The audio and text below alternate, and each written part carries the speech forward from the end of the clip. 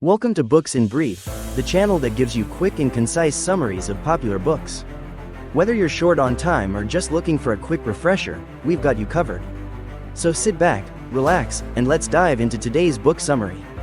The Return of the King is the third and final volume of J.R.R. Tolkien's epic fantasy trilogy, The Lord of the Rings, first published in 1955. The novel concludes the story of the War of the Ring, following the separate yet intertwined journeys of the characters as they strive to defeat the Dark Lord Sauron and restore peace to Middle-earth.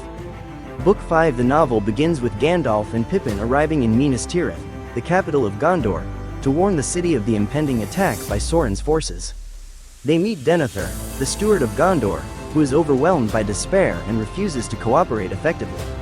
Meanwhile, Aragorn, Legolas, Gimli, and Merry ride with the riders of Rohan to aid Gondor. Aragorn, Legolas, and Gimli take the daring path through the Paths of the Dead, where Aragorn enlists the help of the dead men of Dunharrow, cursed to remain until they fulfill their oath to fight for the true king of Gondor. Minas Tirith comes under siege by Sauron's vast army.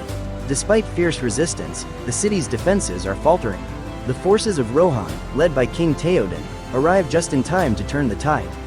In the ensuing battle of the Pelennor Fields, Theoden is killed, but his niece Éowyn and Merry manage to slay the Witch King of Angmar, Sauron's chief lieutenant.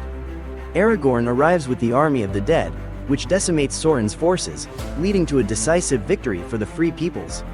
After the battle, Aragorn heals the wounded, including Faramir, Denethor's son, and Éowyn, solidifying his claim as the true king of Gondor. Recognizing that Frodo needs more time to destroy the One Ring, Aragorn and Gandalf decide to draw Sauron's attention away from Mount Doom. They lead a diversionary attack on the Black Gate of Mordor, despite being vastly outnumbered. Book 6. After Sam rescues Frodo from the Tower of Cirith Ungol, Frodo and Sam continue their arduous journey through Mordor. They are exhausted and struggle with the oppressive presence of the ring.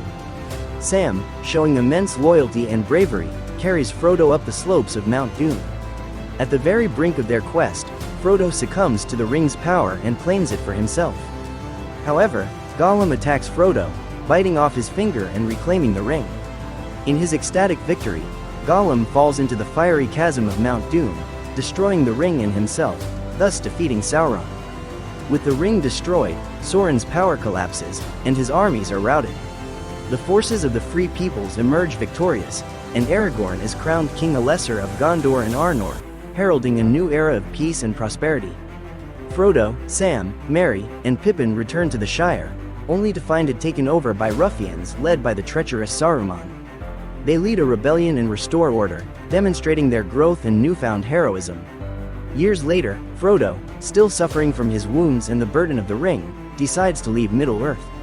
He departs for the Undying Lands with Gandalf, Bilbo, and the elves, leaving Sam, Merry, and Pippin to continue their lives in the Shire.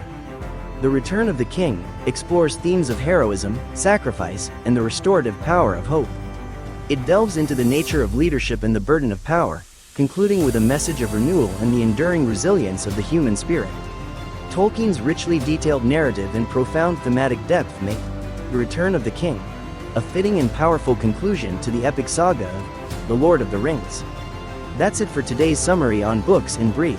If you enjoyed this video, don't forget to like and subscribe for more book summaries. And if you have any book suggestions or comments, be sure to leave them down below. Thanks for watching, and we'll see you next time on Books in Brief.